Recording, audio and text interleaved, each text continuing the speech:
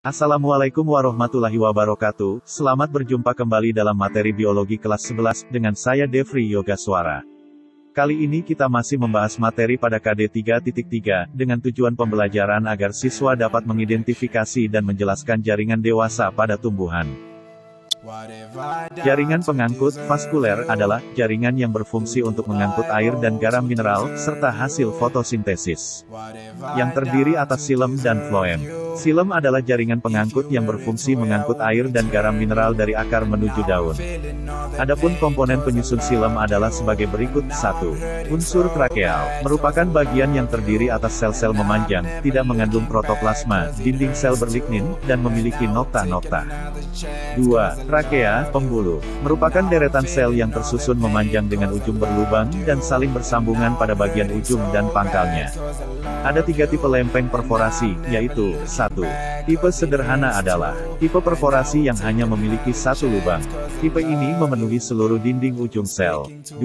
Tipe scalariform adalah tipe perforasi yang memiliki lubang pipi dan sejajar dengan lempeng, sehingga berbentuk seperti tangga. 3. Tipe mata jala adalah tipe perforasi dengan lubang yang tersusun seperti jala.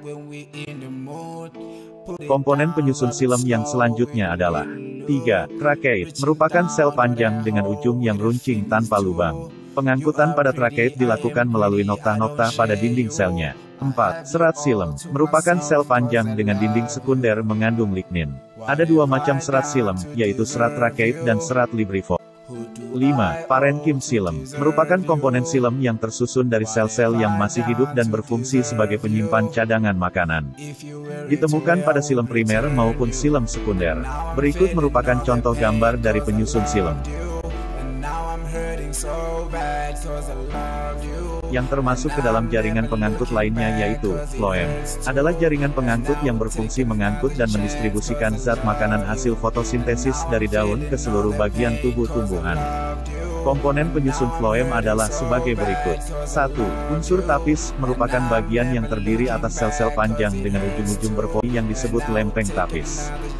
2. Sel pengiring, sel tetangga, merupakan untaian sel-sel hidup yang menyerupai parenkim. 3. Serat oem, merupakan serat yang dapat berupa sel hidup atau sel mati. Sel yang hidup berfungsi sebagai cadangan makanan. 4. Parenkim oem, merupakan bagian yang berfungsi sebagai tempat penyimpanan zat tepung, lemak, dan zat-zat organik lainnya. 5. Sel albumin, merupakan sel yang terdapat pada tumbuhan Gymnospermae, yang terdiri atas sel-sel jari-jari empulur dan parenkim bulu tapis yang mengandung banyak zat putih telur, albumin. Berdasarkan letak silem dan floemnya, jaringan pengangkut dibagi menjadi 3 tipe, yaitu tipe kolateral, tipe konsentris, dan tipe radial. 1. Tipe kolateral adalah tipe jaringan pengangkut yang letak silem dan floemnya berdampingan. Floem berada di bagian luar dari silem. Ada 3 jenis tipe kolateral, yaitu kolateral terbuka, kolateral tertutup, dan bikolateral. 2. Tipe konsentris adalah tipe jaringan pengangkut yang letak silemnya dikelilingi oleh floem atau sebaliknya. Ada 2 jenis tipe konsentris, yaitu konsentris amfifasal dan konsentris amfikribal.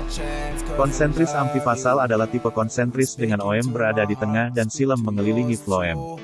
Sedangkan konsentris amfikribal adalah tipe konsentris dengan silem berada di tengah dan floem mengelilingi silem. 3. Tipe radial adalah tipe jaringan pengangkut yang letak silem dan floemnya bergantian menurut jari-jari lingkaran.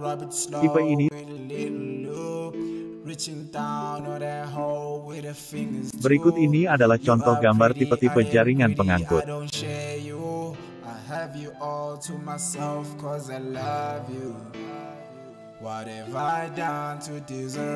Kiranya cukup sekian untuk pertemuan kali ini. Sampai jumpa pada pertemuan berikutnya. Saya akhiri. Wassalamualaikum warahmatullahi wabarakatuh. Stay safe dan healthy.